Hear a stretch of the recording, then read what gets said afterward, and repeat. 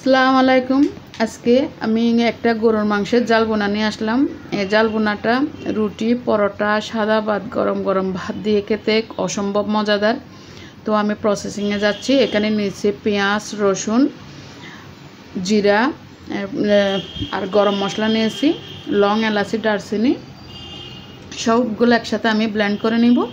মাংস নিয়েছি 1 কেজি, তার মধ্যে দিয়ে দিয়েছি আমি 2 টেবিল চামচ ধনে গুঁড়া, দিয়ে দিয়েছি হলুদ 1 টেবিল চামচ।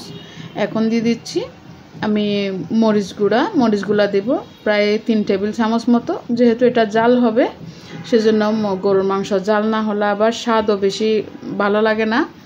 দিয়ে দিচ্ছি স্বাদ মতো লবণ, আপনারা আপনাদের স্বাদ অনুযায়ী লবণটা দিয়ে দিবেন। এখন আমি যে ব্লেন্ড করে রেখেছিলাম পেঁয়াজ রসুনের ওই পেস্টটা আমি অ্যাড করে দিয়ে 10 মিনিটের জন্য ভালো করে মেখে আমি ম্যারিনেট করে রাখবো এক পাশে।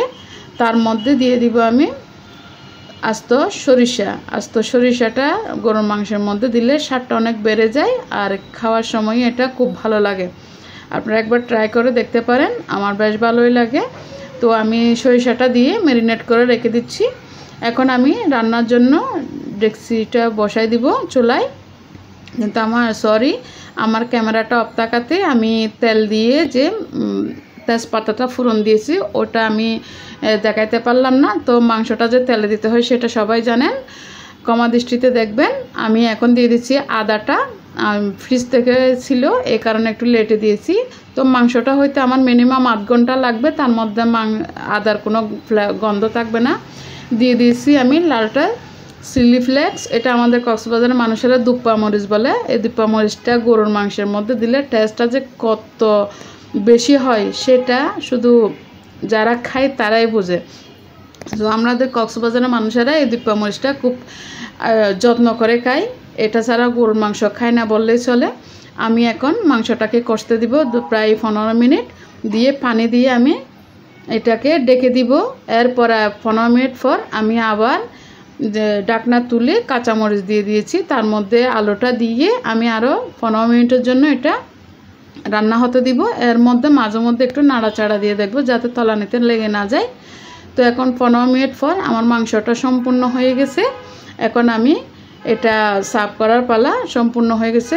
ঝোলটা যখন একদম তেলটা বেশি উঠবে তখন আমি এটা নামিয়ে ফেলবো চুলা থেকে।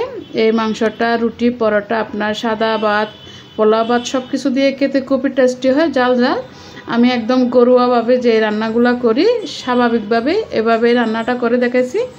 আপনারা যারা আমার রেসিপিটাকে দেখেছেন ভালো লাগলে লাইক, কমেন্ট, শেয়ার করবেন, নতুনরা যেন দেখতে পারে। আর ইউটিউব চ্যানেল থেকে যদি নীলু চৌধুরী ইউটিউব চ্যানেল থেকে দেখলে সাবস্ক্রাইব করে নেবেন। তো এভাবে মাংসটা আপনারা জাস্ট একবার ট্রাই করে দেখবেন। ট্রাই করে দেখে যদি ভালো লাগে আমাকে জানাবেন। আর আপনাদের কাছে বেস্ট আইডিয়া যা থাকে সেগুলো আমাদের সাথে শেয়ার করুন, যাতে আমরা আপনাদের কাছ থেকে কিছু শিখতে পারি। এভাবে রান্নাটা করা হয়ে এলে আপনারা সার্ভ করে নেবেন। মাংসটা কিন্তু খেতে খুবই দুর্দান্ত হয়।